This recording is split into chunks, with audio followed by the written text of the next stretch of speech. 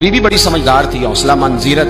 उसने शोर नहीं मचाया। उसने कहा कि मैं ना अब जब आएगा ना तो तरीके से बात करूंगी और पूछूंगी कि ऐसा क्यों किया।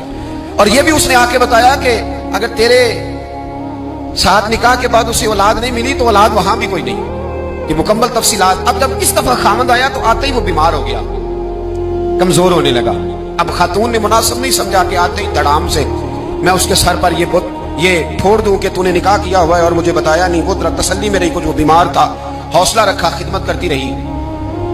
कुछ दिन गुजरे तो वो ताजर इंतकाल कर गया, फौत हो गया। अब राज खुल ना सका, इद्दत गुजारी। और जब सारा माल जमा किया ना तो अशरफियों की बोरियां भर गई। सारा माल उस बीबी का, 4 बोरियों में अशरफियां, 4। यहां तो पेट का दोज़ख है, माज़अल्लाह भरता ही नहीं। हाल में मजीद, हाल में मजीद। वो जो कहते थे ना कि बस बाहर चला जाऊं और बाहर मैं कुछ थोड़े से पैसे कमा के 2-3 साल में लौट आऊंगा, फिर यहाँ आके कोई कारोबार करूंगा, वो गए हैं तो वापिस नहीं आए। वो जो कहते थे ना बस मैंने इतना सा कारोबार करना है कि मकान बन जाए, उन्होंने 4 मकान भी बना लिए हैं, लेकिन ब्रेक, हाल में मजीद की दौड़ है। अब 4 बोरियां उस औरत ने छुपाए रखी। कोई बंदा नहीं जानता बगदाद में कि मुल्क के शाम में ताजर की दूसरी बीवी भी है।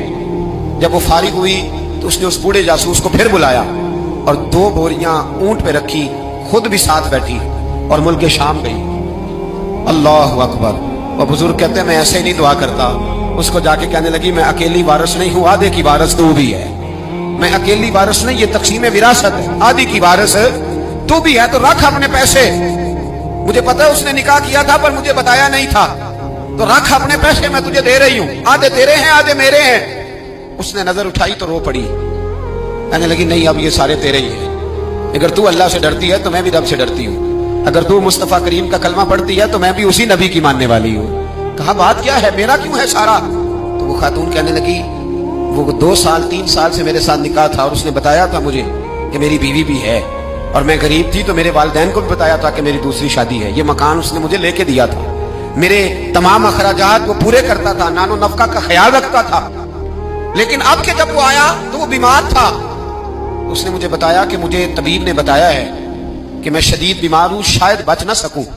तो कहने लगी वो मुझे कई लाख रुपए भी दे गया और जाते दफा मुझे तलाक भी दे गया, फारिग कर गया। कहने लगा तू जहां चाहे मेरे बाद निकाह कर सकती है। और कहने लगा मैं चाहता था पहली बीवी को बता दूं, मौका नहीं बना और उसका दिल ना टूटे, बता नहीं पाया।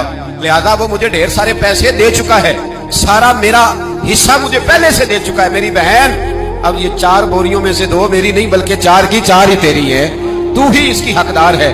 तो बुजुर्ग कहते हैं मुझे बताओ जिनके अंदर इस किस्म के तकवे की झलक हो उनके लिए हर नमाज के बाद दुआ मांगनी चाहिए कि नहीं मांगनी चाहिए?